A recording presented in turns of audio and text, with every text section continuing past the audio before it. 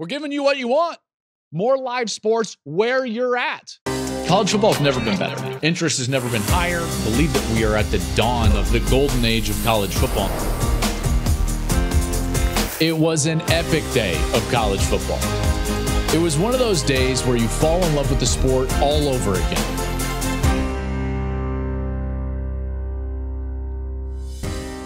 It's game week! We got games.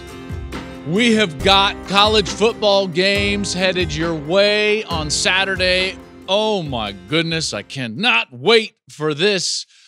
I'm headed to West Virginia. We've got game picks going on. This is the Joel Klatt Show. I am Joel Klatt, and we are presented by Hampton by Hilton. Remember to rate and review us wherever you're listening to your podcast. Follow us and subscribe on YouTube. Make sure to like the show. Get in the comments below because all of that is fun. And we're finally here. We have done it. I know last week was just kind of a teaser. Week 0 was just kind of a teaser. We've got games to talk about. And we're going to preview some big ones here in week 1 of the college football season. You know I've been excited about this season for a long time. I do believe that this is going to be one of the most memorable seasons that we have had maybe ever, just because of all the change. We're always going to remember this first one. This first 12-team playoff format and what it means for the games, in particular in November, but really all season long. And let's get into them right now. And a nice little cool announcement also at the end of the show for a product that we're unveiling here at Fox Sports that I think you're going to really like. So here we go. My game, big noon Saturday. Here we go. Gus, Jenny, and I are going to be in Morgantown, West Virginia, and I know that they are absolutely jacked about this. Penn State travels to West Virginia. Penn State is an 8.5-point favorite. They start this year ranked number 8 in the poll. Here's some questions. As you know, I don't make a pick in the game that I'm going to call, but here are some questions and themes that I just want to lay out for you as you prepare to watch this game. The first and foremost is the fact that this Penn State team has been an elite team outside of playing against Michigan and Ohio State. And one of the reasons that they have fallen short in those games is their offense just doesn't have another gear. It's fine versus the regular teams in college football. But when they get up against the elites in college football, they fall stagnant. And so that offense has got to move forward. So what did they do? They brought in a new offensive coordinator. Andy Kotelnicki comes in from Kansas, and he's going to spark this offense at Penn State. Can he unlock what I think is one of the more talented quarterbacks in the entire country, Drew Aller from Penn State? I think they need to push the ball down the field more. If you take a look at what he was doing in terms of like air yards per attempt, it's near the bottom of the Big Ten. It's near the bottom of the country and certainly the Power 5 from last year. They've got to push it down the field. That's his skill set. That's what he's best at. I think that they've got some of the talent on the outside in order to do that. That's what Kansas did, and I thought Kotelnicki did a great job as their offensive coordinator, unlocking that offense, in particular when they had Jalen Daniels healthy in that offense. And then on the other side, West Virginia, they were the surprise team in the Big 12 last year. There was not much expectation for West Virginia last year. In fact, if you were to rate the hot seat meter, Neil Brown, their head coach, was probably on the hottest seat in the country. And what did he do last year in the Big 12? They were picked to finish last. They won 9 games and finished 6th in the conference, including getting hot late. So this West Virginia team is coming into this season with a lot more confidence in who they are and what they are than they did even a year ago. This is a dangerous game for Penn State to be this highly ranked, to have this amount of expectation, be going in with not only a new offensive coordinator, but also a new defensive coordinator. Because remember, Manny Diaz was the defense coordinator. He moves on. He's the head coach at Duke. Tom Allen, the former head coach at Indiana, now comes in to kind of go back to his roots as a defensive coach and coordinate the defense for James Franklin and Penn State. All this newness for Penn State, and they're going to walk right into kind of a trap because that place is going to be on fire, and I cannot wait to experience it. The Mountaineer fan base is one of the great fan bases in all of college football, and they are going to be pinned on Saturday, and I'm here for it. I can't wait. West Virginia, their ability to run the ball is going to be tested because Penn State last year had the top rush defense in the Big Ten. West Virginia needs to run the football. Garrett Green, their quarterback, had a great year last year, and their two backs, Donaldson and Jaheim White, those guys can get it done on the ground. That's where the game is going to be won and lost. Penn State's ability to stop the run and force the game onto the arm of Garrett Green. That's what I'll be watching for from the booth. Abdul Carter, the defensive edge player, moves from linebacker to edge for Penn State. He's one of the elite pass rushers in our sport. Penn State led the country in sacks a year ago with Chop Robinson and Adisa Isaac. Now, they've got Danny Sutton. They've got Abdul Carter. They feel like they've got an elite pass rush, but it's going to need to prove itself. And then finally for Penn State, it's can you get that run game going along with the downfield passing attack? Can one help the other? Can you get the ball? Can you get the run game going in order to help yourself throw the ball down the field? Nick Singleton, he's coming back. He's a big play threat, obviously. Katron Allen, those backs, they are really good players. Wide receiver for Penn State is going to be a question. Remember, they got Ohio State transfer and Pennsylvania native Julian Fleming from the Buckeyes, so he comes in. And he's going to be paired with Trey Wallace or Harrison Wallace. Trey Wallace is a really talented guy that has missed time in each of the last 2 seasons. And they feel like he's going to break out and be one of the best wide receivers in the country. So I can't wait for this game. I cannot wait for this game. Again, Penn State, 8.5-point favorite on the road at West Virginia. Big noon kickoff, big noon Saturday. We're going to be there and we're getting things ready to rock. Thursday night, North Dakota State at Colorado. Colorado is a 9.5-point favorite. Prime bringing his bunch in, and they will be much improved from what they were a year ago. If you've listened to this show for the course of this preseason and lead up to the regular season, you know that I'm high on Colorado, and it's not just because I went there. I think there's reason to be high on Colorado.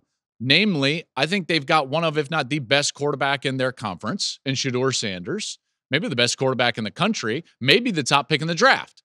They've also got a guy that I think can be, and in a lot of ways should be considered the best non-quarterback in college football, and that's Travis Hunter, because of what he does in a variety of different ways. This guy is, I think, in the conversation for the top corner in the sport, along with guys like Will Johnson, and the top wide receiver in the sport, just because of what he can do. So his impact is going to be giant. We saw that early in last season, and if he can stay healthy, then watch out for Colorado. Meanwhile, North Dakota State, watch out for the Bison. They won 9 of the last 13 FCS national championships. Now, they did that with Craig Bohl, Chris Kleiman, and Matt Entz. All of those head coaches have since moved on. Matt Entz, of course, joining the staff at USC on the defensive side of the ball. North Dakota State is going to start the preseason in the FCS ranked number 2. They lost in the semifinals a year ago, and this is a team that's going to be really good. This is going to be an incredibly tough game for Colorado. This is not a pushover whatsoever, and I believe it's going to be a very close game. North Dakota State was 4th in the FCS in rushing last year with over 235 total yards. So this rebuilt defensive line for Colorado will be tested right away. Their quarterback, the Bison's quarterback, Cam Miller, he started 25 games in his career, so he's an experienced guy. Now, they lost their 2 best wide receivers, but that run game largely comes back. They can also use a second quarterback, Cole Payton. He's 6'3", 230 pounds, and ran for 600 yards last year. So this run game is going to be potent, and I think Colorado's going to have to buckle it up and see what they really have on the defensive side of the ball, in particular up front. The North Dakota State defense was top 20 last year, but this offense for Colorado is better. We know that. We know when they're playing to their potential that they're going to put up a lot of points. They're going to gain a lot of yards. Colorado started hot last year. We'll see where they go. Couple of things that I'm very interested in seeing from the Colorado side. The rebuilt offensive line. 5 new starters, including Jordan Seaton, one of the top recruits in the country last year, chose Colorado in part to be part of the rebuild up front. My contention is that this offensive line doesn't have to be great. They just have to be better. And those are 2 very different things. Last year, Colorado gave up 52 sacks. 52. That's an astonishing amount. If they give up 30 sacks, which, by the way, is still not good, but 30 sacks is 22 fewer sacks. That's 22 more opportunities to push the ball down the field. That's 22 more opportunities to convert on 3rd down. That's 22 more opportunities to get the ball into the red zone and potentially score. That translates, and in my estimation, into victories. That's what I'll be watching for. And then a guy that's getting not much pub, but Buckeye fans who listen to this show, they're going to, as soon as I say this name, they're going to be like, yep, this guy is totally underrated. Dallin Hayden, the transfer running back who comes into Colorado to potentially get the run game going, which was virtually non-existent a year ago. That's going to be interesting for me. 9.5-point favorite. It's too much for Colorado. I believe that they win a close game, fairly high scoring, at least for week 1. 35-28, Colorado wins the game. North Dakota State covers. Clemson-Georgia, man, this is going to be, I can't wait to watch this Georgia team. I really can't, because all the talk was about Florida State last year and how they got left out of the college football playoff. And yes, obviously, I mean, they were an undefeated. Don't you think Georgia was also a little bit like, hey, you know, we were the 2-time defending national champion. We were the one with the nation's longest win streak. And I get it, they lost the wrong game at the wrong time. But man, you talk about an offseason that just burns in Athens. They didn't win the SEC. They didn't win the national championship. In that building, that's complete failure. I mean, ask Kirby. I mean, he's going to talk about the process. He's going to talk about a lot of things, fighting complacency, which he does a brilliant job of. Kirby's the best coach in the sport. That team is going to be highly motivated. And they've got a chance in this week 1 game against Clemson to really go out there and, as Nuke LaLoosh would do, announce their presence with authority. Another Bull Durham reference. Please go watch the movie. Georgia's the heavy favorite, 13.5, a couple of touchdowns, basically. Close drive. I don't think the crowd's going to be a factor for either team, but maybe more so for Georgia just because their fan base is awesome. Not that Clemson's isn't. That was just because I didn't say that doesn't mean I'm implying that Clemson's is not. Major question looming over Georgia is their run game, okay? Trevor Etienne. What's going on with him with everything that happened in the offseason? Rested, offseason, could be suspended. We'll see. Roderick Robinson. He is out with turf toe, which I've had. It's awful. That leaves Branson Robinson. What's he going to be like? He missed last year with a knee injury. So the run game for Georgia is going to be a little bit of a question mark. Trying to replace Brock Bowers is going to be a little bit of a question mark. I think that they can do that. Oscar Delp is a really good player. He was a former number 1 tight end recruit in the country, but he's not Brock Bowers. So there's some things that I'm interested to see for Georgia. No one's recruited better than Georgia. No one has a better roster from a recruiting perspective than Georgia. And you would think that they can overcome some of these losses year over year, which they have proven to do over the last couple of seasons. On the Clemson side, I'm really intrigued to see what happens in this Cade Klubnik, Garrett Riley relationship on offense. I thought it was going to be highly beneficial for Clemson and Klubnik last year to have Garrett Riley, and I was wrong. It did not materialize. And now they go into this season, and to me, my question is, will it be different in year 2 of this relationship? I'm not sure. They did not have much success pushing the ball downfield last year, and it's really unclear whether they're going to have the talent on the outside to threaten Georgia, which has been the SEC's best defense for basically, 3 straight years? You know, and maybe longer. So Georgia is the favorite, should be the favorite, have the better quarterback. Carson Beck was number 1 in my ratings of the top 5 quarterbacks in college football. They're a 13.5-point favorite. And guess what? I still like the Bulldogs. I love something in the neighborhood of like 24-10. Georgia's not incredibly potent on offense because of the questions that I mentioned running the football and even trying to replace guys like Bauer and McConkey on the outside. Okay, so they're not going to light the world on fire, but guess what they're not going to do? Give up many points to an offense that there's some real question marks around. So 24-10, I like Georgia winning this game and covering the 13.5. Huge one on Saturday, and I can't wait for this game. I think this is going to be a great game. Notre Dame at Texas A&M. Man, the storylines are fantastic. Marcus Freeman goes out and he gets another transfer quarterback, 2nd year in a row that he's done that. This one is from Duke, Riley Leonard. Riley Leonard's former head coach, what did he do? Oh, he took the job at Texas A&M, and so they will be facing each other as Mike Elko is going to be looking across the field at his former quarterback. I do think it's telling, by the way, and there was a couple of instances of this, and take from it what you will. Jonathan Smith left Oregon State and went to Michigan State and wanted to bring in a transfer quarterback. Mike Elko left Duke went to Texas A&M, and his former quarterback was going to transfer. Neither of those two head coaches brought their starter from where they were at. DJ Uiagalelei had to go to Florida State, struggled against Georgia Tech. Riley Leonard goes to Notre Dame, not Texas A&M with his old coach. Does he struggle against Texas A&M? Not totally sure. Not totally sure. In Elko's first game, the environment is going to be on fire, and that's going to be very difficult for Notre Dame. There's no doubt. Notre Dame gets Mitchell Evans back. He tore his ACL last year. He's going to be back. A huge piece of this game could be Notre Dame's ability to protect the passer. Remember, they lost their starting left tackle in preseason camp, which means that they're going to be starting a true freshman at left tackle who's going to be lined up, at least at times, against a transfer into A&M that really was fantastic in the Big Ten last year. Nick Scorton led the Big Ten with 10 sacks. He comes from Purdue. Now he's an Aggie.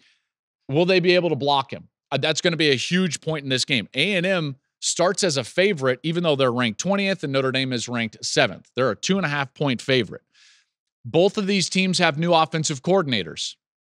You've got Colin Klein on one side. He's going to Texas A&M with Mike Elko. He's the new OC in College Station, and he's going to be tasked with getting Wigman right.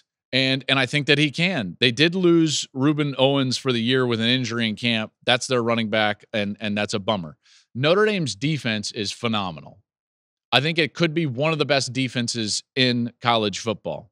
Xavier Watts, Benjamin Morris, Howard Cross, they're going to need to lean on those guys in this game while their offense tries to find their footing, which they probably will need to find their footing a little bit, in particular early. First games of the year, they're always sloppy offensively. And then you're going to throw onto that what will be an insane environment. It's a great stadium. It's a great fan base that's going to be on fire for the change and the feeling that they've got going on at Texas A&M. That's why A&M is favored by 2.5. However, I think Notre Dame's defense is going to be outstanding. Outstanding. I think that they're going to stop largely Texas A&M. I do not think Texas A&M scores over 10 points in this game. I'm going 24-9 Notre Dame. They win on the road, and because they win and they win emphatically, I think we immediately start talking about, man, is Notre Dame going to go undefeated, and are they a shoo-in for the 5th seed in the college football playoff? I think we could be talking about that come Monday. Or maybe we'll be playing this exact clip when they get beat, and it'll be like, wow, you're an idiot. Could be either one. We'll see, and we're going to find out together. I've got Notre Dame 24-9 over Texas A&M. Miami at Florida. Miami is ranked 19th. They are favored by 2.5 over Florida in the Swamp, and this game is wildly interesting to me. Wildly interesting because the urgency has to be there for Mario Cristobal. I've talked about this during the course of the preseason and the lead up to the season.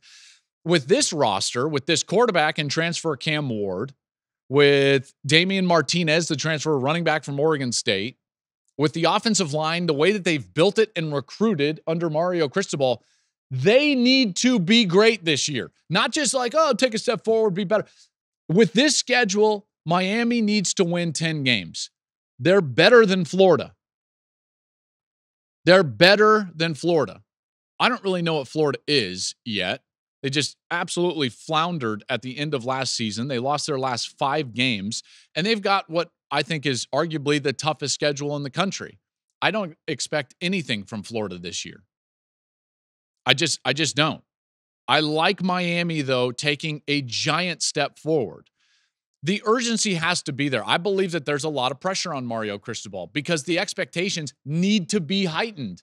They've supported their team through NIL and other means to a point where they can and should expect a winner. And with this schedule and with this roster, and namely with this quarterback, that needs to come to fruition. Cristobal needs to go out there and win 10 games, maybe even 11, play for and potentially win the ACC. I've got them in my playoff, largely because I think Cam Ward is one of the better quarterbacks in the country.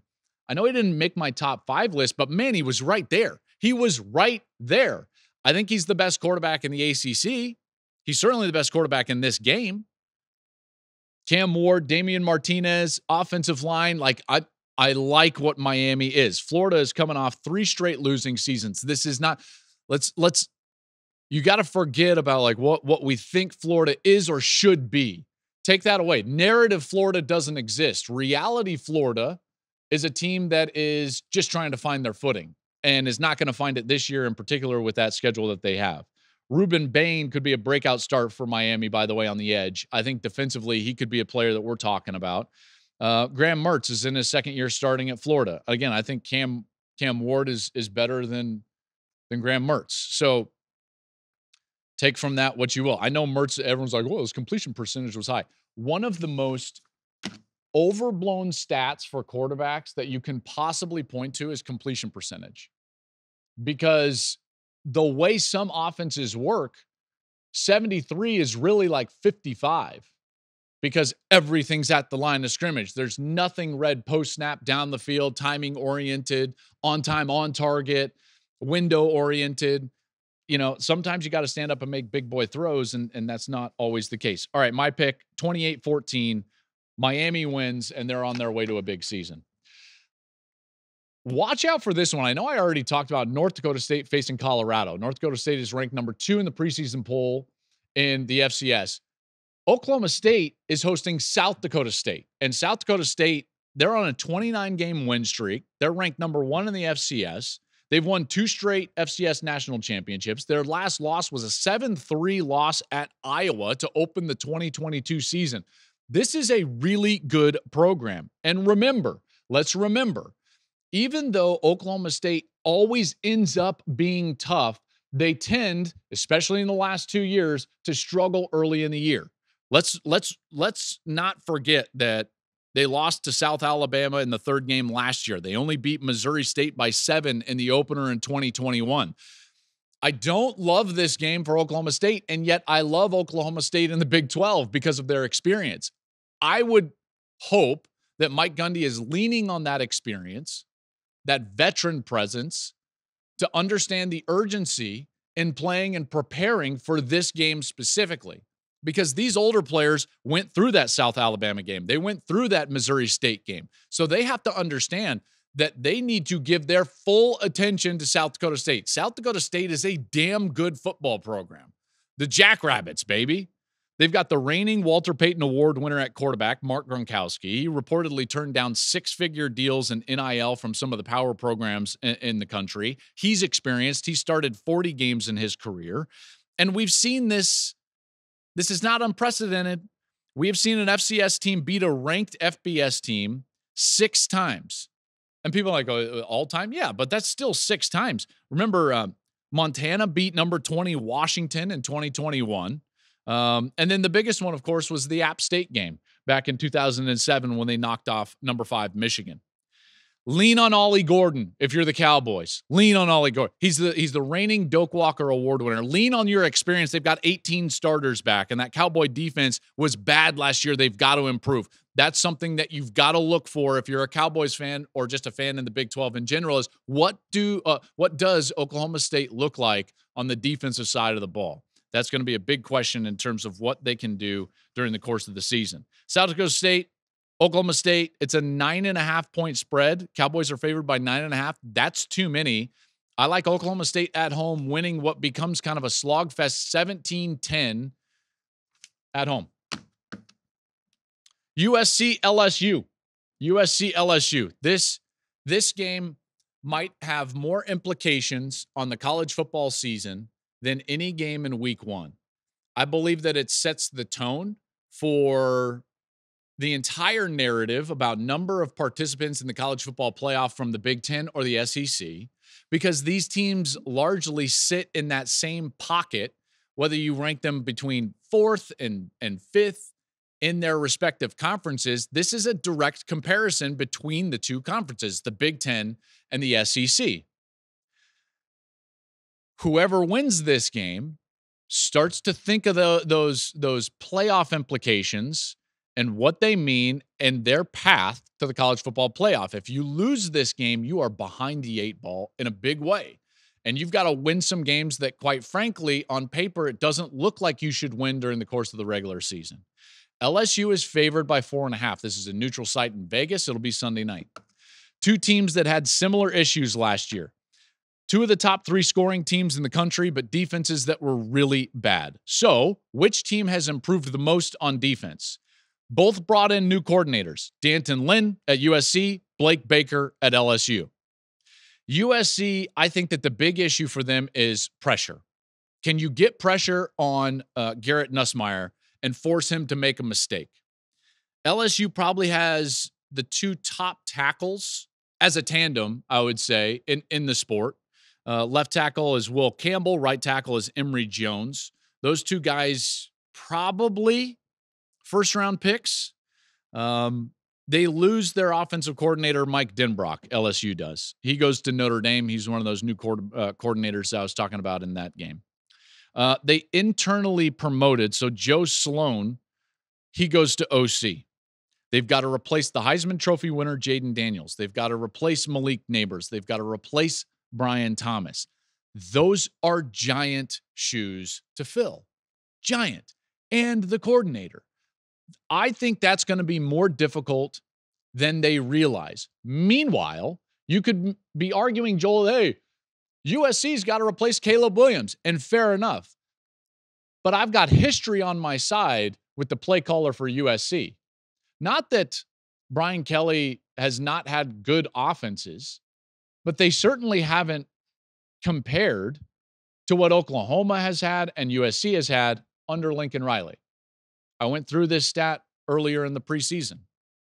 If you look at yards per play, which I think is actually a really good metric in terms of the effectiveness and efficiency of an offense during the course of a season, what you'll see is that Lincoln Riley's offenses, since he became a head coach in 2017, ranked in the country in yards per play first, 11th, I think it's like 3rd, 4th, 6th.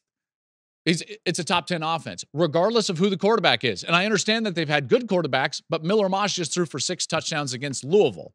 So the loss of Caleb Williams, as crazy as this sounds, does not impact me to the extent that losing Jaden Daniels, Malik Neighbors, and Brian Thomas is.